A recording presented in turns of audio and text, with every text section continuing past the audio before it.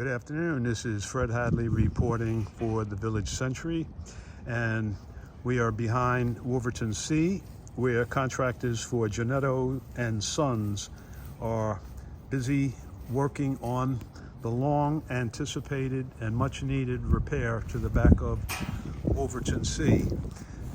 As you know, we've been covering this story for several months, and apparently because of the cable TV wires not being properly attached to the building and waterproofed, there's been a lot of water ingress and deterioration of the stucco. As you can see on the lawn here, they've removed quite a bit of the rotted out stucco. You can see a piece of it right there with looks like reinforcing wires inside of it. And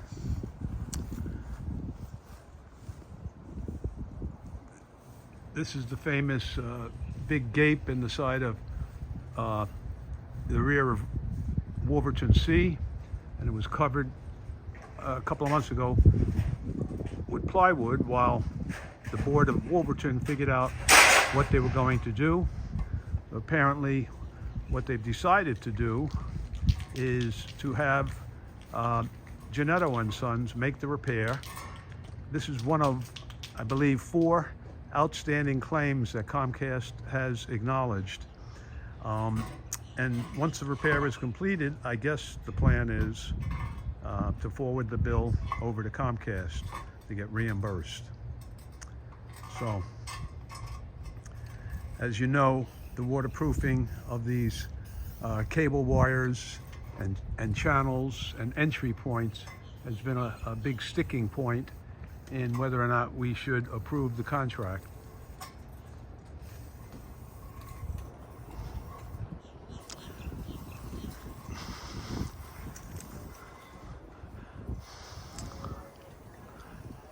The Cobrewa Cable TV Committee last Thursday announced their recommendation, which was to extend the Comcast cable and internet contract another 7 years, but they're going to start it this past November 1st, while we still had a little over a year left on the existing contract. So the extension is really equivalent to 6 years. The other 3 companies, Breezeline, Bluestream, and Hotwire, were all asking for 10-year commitments because of the large expense in creating a fiber network on our property. It would involve a lot of disruption to the landscape, and it would take almost a year to build the system.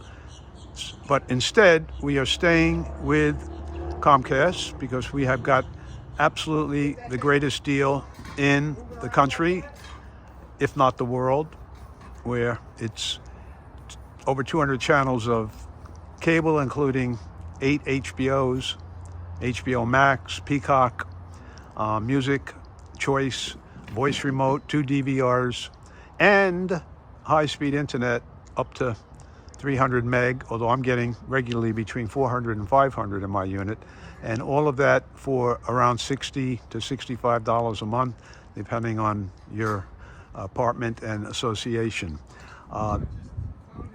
Before this recent contract, I was paying about that much just for TV, and I had to arrange for my own internet and DVR, which was about $70 a month. So to continue this contract, I think is best for the village because it's the best thing out there.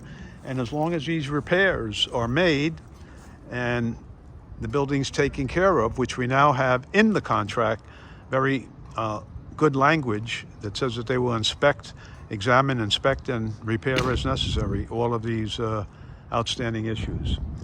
So hopefully this will be the beginning of the end of the situation in the backs of our buildings involving the cable TV wires.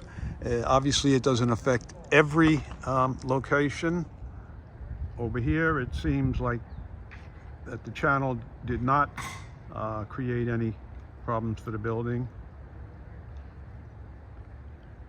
But this is probably the most striking example of what happens if water is allowed to get in and do its thing.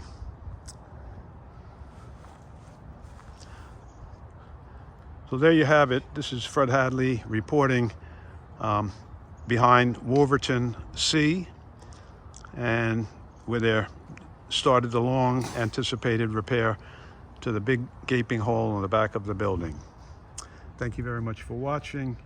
If you have any questions or comments, leave them below, and we'll be glad to answer